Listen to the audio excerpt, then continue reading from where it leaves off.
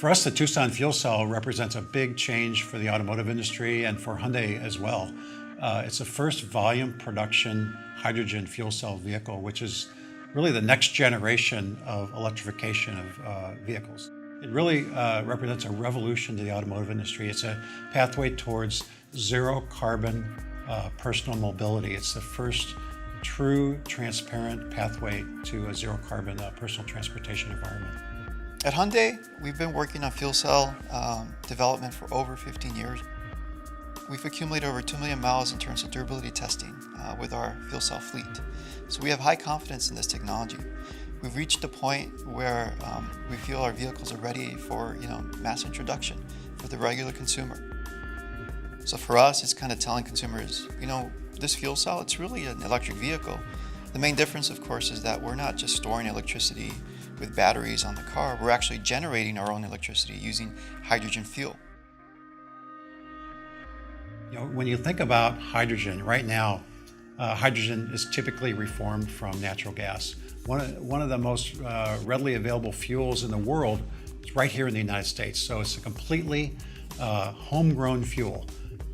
And so regardless of what source the hydrogen is produced from, each one promises a reduction in greenhouse gases from what we see now with conventional gasoline products.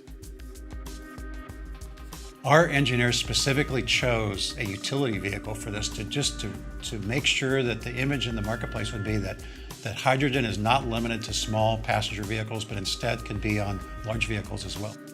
So unlike pure battery electric vehicles, the powertrain is completely scalable to any vehicle class. It's not limited to just small vehicle classes. We actually have to select the consumers who are eligible to lease this vehicle. And the reason for that is we want to make sure that where they live and their daily driving routine is compatible with this refueling infrastructure.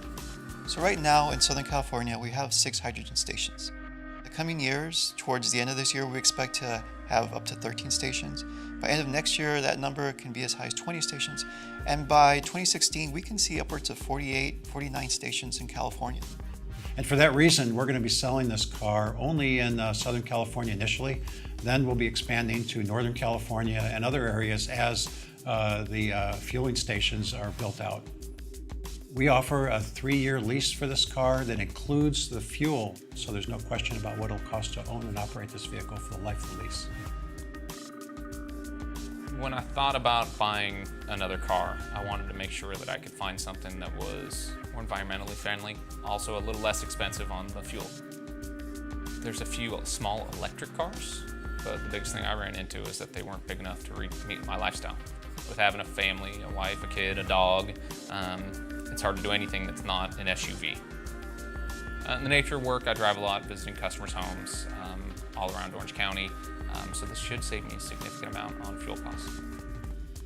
So we do love the environment, and I think buying a car like this is a good step in the right direction to make sure we save our environment for our children.